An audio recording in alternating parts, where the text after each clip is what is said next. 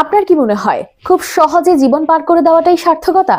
তাহলে শুনুন, ক্যালিফোর্নিয়ার মন্ট্রি শহরের পশ্চিম উপকূল অপূর্ব দৃশ্যের পাশাপাশি এখানেই বাস করত প্যালিকান নামের লম্বা ঠোঁটওয়ালা পাখিরা।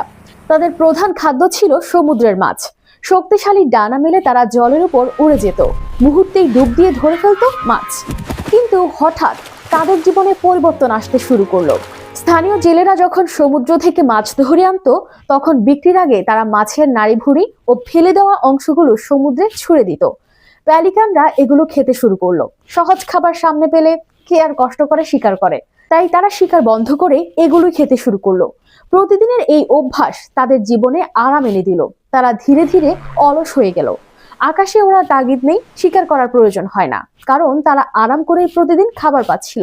এভাবেই দিন কেটে যাচ্ছিল।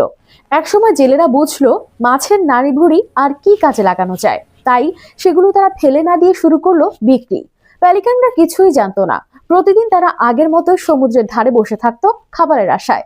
কিন্তু জেলেরা আর খাবার দিত না। সপ্তাহের পর সপ্তাহ পাখিরা অপেক্ষা করলো, তবুও কোনো খাবার পেল না। তখনই বেরিয়ে এলো এক নির্মম সত্য, তারা ইতিমধ্যেই উঠতে ভুলে গেছে। মাছ শিকার করার সেই স্বাভাবিক ক্ষমতাও তারা হারিয়ে ফেলেছে, যার ফলাফলটা ছিল আরো ভয়াবহ। প্যালিকানরা অনাহারে একে একে মারা যেতে থাকলো, আর ধীরে ধীরে শহরে প্যালিকানদের অস্তিত্বই মুছে গেল। এই গল্পে জীবনের কঠিন সত্য খুব নির্মমভাবে ফুটে উঠেছে, যা আমাদের বর্তমান প্রজন্মের জন্য এক চরম সতর্কবার্তা। সহজভাবে কিছু পাওয়া মানেই তা আশীর্বাদ নয়। জেলেরা যখন ফ্রিতে খাবার দিচ্ছিল, প্যালিকানরা ভেবেছিল তারা ভাগ্যবান, কিন্তু আসলে তারা তাদের যোগ্যতা বিক্রি করে দিচ্ছিল। আমাদের জীবনেও যখন কোনো কিছু অতিরিক্ত সহজে আসে, তখন আমাদের দক্ষতা কমতে শুরু করে। প্রকৃতির নিয়ম হলো use it or lose it. প্যালিকানদের শিকার করার ক্ষমতা ছিল, কিন্তু অলসতার কারণে তারা তা প্র্যাকটিস করেনি। ফলস্বরূপ সময় মতো তারা আর উঠতেই পারল না।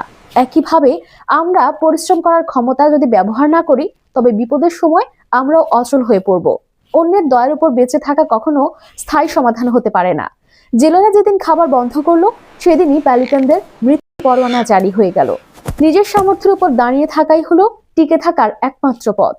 আপনার চারপাশের কোনো বন্ধু কি অলসতায় নিজের প্রতিভাকে নষ্ট করছে?